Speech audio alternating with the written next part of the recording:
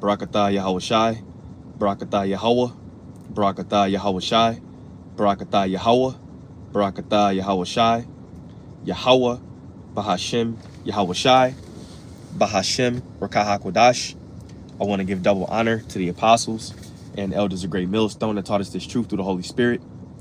Peace and blessings and salutations to the Lord's hopeful elect. All right, I'm the brother Zion, and Lord willing, this lesson is edifying to feed the sheep and the lambs of Yahweh, Bahashem, Yahweh Shai. All right, and as you can see from the title of the lesson, all right, her days shall not be prolonged, okay? And of course, we are talking about America, Babylon the Great, the daughter of the Chaldeans, all right, the modern day Egypt, okay? All of these different kingdoms wrapped up in one, all right? The modern day Roman Empire, all right? It's all of it, okay? And, you know, just going by the way Yahweh Shemiah Shai is bringing forth these prophecies, shall I say, all right? And these Edomites are still basically soaked with pride, okay? Because somehow they believe that what? Their inward thought is that their houses shall continue forever, okay? And that their dwelling places are going to go from generation to generation, okay? Now they're gearing up to basically, you know, go long term, if you will, okay? That's what these Edomites are gearing up for. That's why they have, you know, underground cities and, you know, enough food to last them for hundreds of years. You know, they're gearing up, all right, to ultimately rebuild. All right, but what did the Lord say in the book of Obadiah? All right, they will build and I will throw down, and he shall call them what? The border of wickedness, man. All right. So this is the book of Psalms, chapter 49 and verse 11. It says, their inward thought is that their houses shall continue forever. And their houses meaning what? Their kingdoms, you know, their dwelling places. All right, their rulership. In their minds, they believe that they're gonna rule forever. Okay, from generation to generation. But little do they know, Yahweh Shemiah Shai has it to where they have a cutoff point, which we're gonna get that.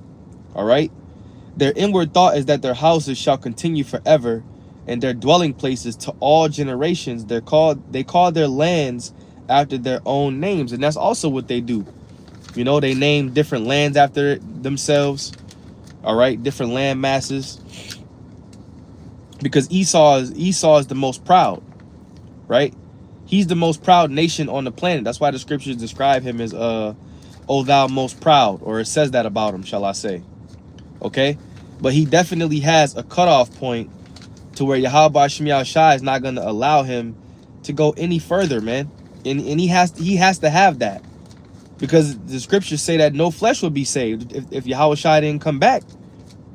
So this nigga has to have a cutoff point, because he'll literally destroy everything, man. He'll try to blot out the sun. He'll try to make it to where there's no trees. You know, the water will, you know, the animals in the water will ultimately probably just die and wither off because they'll be all poisoned. He'll ultimately self-destruct. You know. So that's Esau, man. So he has a cutoff point. All right. Job chapter 20 and verse 4. Knowest thou not this of old, since man was placed upon the earth, that the triumphing of the wicked is short, and the joy of the hypocrite but for a moment. So he has a short time. That's why it tells us in Revelations 12 and 12 that the devil shall come down having great wrath, because he knoweth what? That he have but a short time. The scriptures say that the triumphing of the wicked is short, and the joy of the hypocrite is but for a moment. So this nigga knows that he's on borrowed time. In his spirit, he knows, but he's so proud that he has to believe that his inward thoughts is that his house is going to continue forever. But he knows ultimately that, you know, that even from the things that they see out in outer space, they see the chariots out there, man. They get the reports from those pilots, you know, saying that what they saw, they know. All right. They know, man. And the angels be toying with these devils. But in their pride that they're going to act like, you know, they're going to somehow, that's why Trump said he needed a space force. Because in their pride, they believe that they can take down the angels, man, and Yahweh Shai. That should have never happened. All right, your days are they're prolonged. I mean, they're not going to be prolonged. They're not going to be prolonged is what I meant to say. All right. And the joy of the hypocrite but for a moment.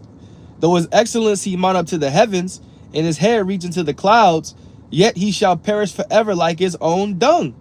They which have seen him shall say, where is he? So ultimately, your ass is going to perish, man. You don't have a say-so in your future because it's already written. All right? Your downfall is literally written. And that's why he doesn't want to give the prophets a large platform. That's why they keep us under the algorithms, man, because ultimately this devil knows we make sense. What we're saying is true. This is the book of Revelation, chapter 12 and verse 12. It says, therefore rejoice ye heavens, and ye that dwell in them. Woe unto the inhabitants of the earth and of the sea, for the devil is come down unto you having great wrath, because he knoweth that he have but a short time. So this nigga Esau, which he's a nigga, he knows that his days are at an end. His kingdom is at a standstill.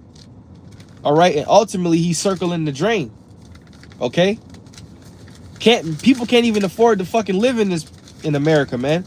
And not just America, but around the world, because they got to jack the prices up on everything.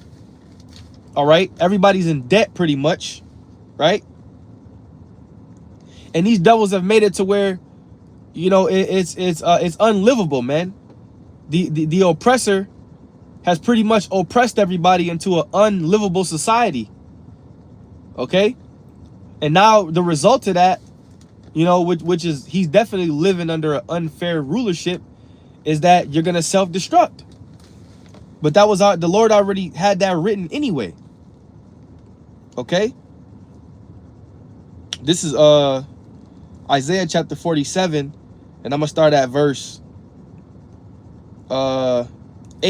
It says, therefore hear now this, thou that art given to pleasures, that dwellest carelessly, that saith in thine heart, I am, and none else beside me. And Salakia, if I sound a little stuffy. I shall not sit as a widow, neither shall I know the loss of children. And that's your pride. That's the pride of Esau Edom. That's the pride of the daughter of Babylon.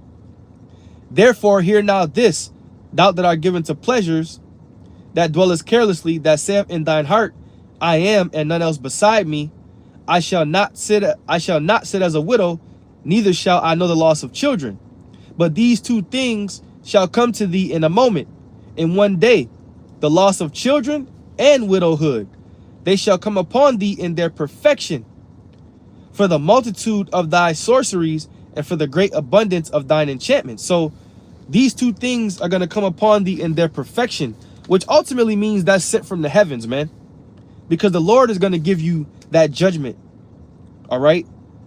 So you got to stand now with your enchantments, all the things that you've done, all the enchantments that you put on the people, all the wickedness that you put out there for people to follow, all the families you destroyed for your the unrighteous decrees you put out there. All right. The poisons and the you put in the food, water, and the air, man.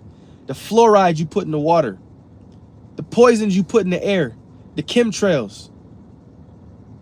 All right. That's why you're known as the border of wickedness, man. And I'll say it again. Your days are not going to be prolonged to the Edomites. OK, starting with the Edomites, man, the children of the wicked. But these two things shall come to thee in a moment, in one day, the loss of children and widowhood. They shall come upon thee in their perfection, for the multitude of thy sorceries and for the great abundance of thine enchantments. For thou hast trusted in thy wickedness. And these devils actually trust in their pseudoscience. They trust in their wickedness. They trust in their wicked potions that they put in people. They trust in their jabs. They trust in their wicked fool systems. They trust in that shit, man, because it's left-hand activity. You know? So therefore, because you trusted in your wickedness, thou hast said, none seeth me. With you so proud, you don't understand that Yahweh Shem Yahushai is the potter. You just the clay. You just the vessel of dishonor that was created. But you still don't believe that the Lord sees you doing your bullshit, man. That's a dumb nation right there, right? For thou hast trusted in thy wickedness, thou hast said, none seeth me. Thy wisdom and thy knowledge it have perverted thee, which ultimately proves that the Lord got you in a trick bag, right? And thou hast said in thine heart, I am, and none else beside me. Therefore shall evil come upon thee, thou shalt not know from whence it riseth, and mischief shall fall upon thee, thou shalt not be able to put it off. So evil is going to come upon you. You're going to be looking around like, damn, what the hell is going on? But the Lord is judging you as a people, as a nation. All right? Because the wicked is not going to go unpunished, man. Thou shalt not be able to put it off, and desolation shall come upon thee suddenly, which thou shalt not know. So the Lord gonna ultimately just bitch slap your ass. You're gonna be like, oh shit, what's going on? You know?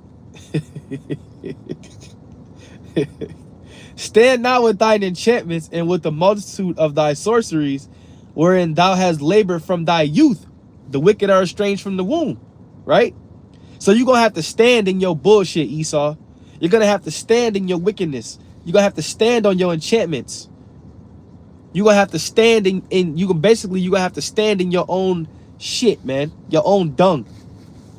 All right? Which thou hast labored from thy youth. If so be, thou shalt be able, if so be, thou shalt be able to profit. If so be, thou mayest be able to prevail. Thou art wearied in the multitude of counsels. Let now the astrologers, the stargazers, and the monthly prognosticators stand up and save thee from these things that shall come upon thee. All right? But nothing's going to save you. Nothing's going to save you because, like I said, your destruction is already written. And what's going to come next, all right, is your mark, okay? Which you're going to try to ultimately mark the whole entire world.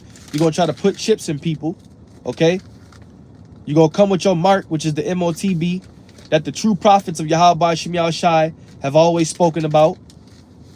The ones with the truth. And then after that, the destroying wind is going to ultimately wipe you away. Okay? And the destroying wind, we know, is the ICBM nuclear destruction. This is the book of Jeremiah, chapter 51 and verse 1. All right? A sound of battle. It says, thus saith the Lord, behold, I will raise up against Babylon and against them that dwell in the midst of them, that rise up against me, a destroying wind. And I will, and what is that destroying wind? Hey, watch that scene in Terminator, I think it was 2, was it Judgment Day? All right, when that destroying wind swept across the cities of America. That's thermonuclear destruction. Sarah Connor, right? And will send unto Babylon fanners that shall fan her, and shall empty her land, for in the day of trouble they shall be against her round about.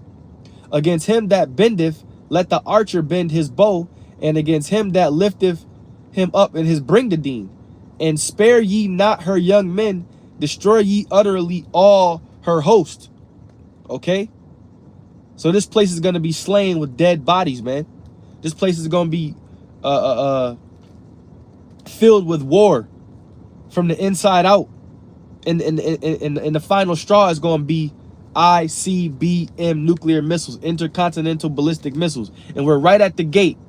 All we doing is waiting on Jacob's trouble. We waiting on the chip. We waiting on society to fail. We're waiting on the famines. It's basically maybe four big prophecies left, man. Everything else is going to take care of itself. You got Jacob's trouble, big prophecy. The famine, a big prophecy. And you could pretty much put the famine of the word up in that Jacob's trouble. All right.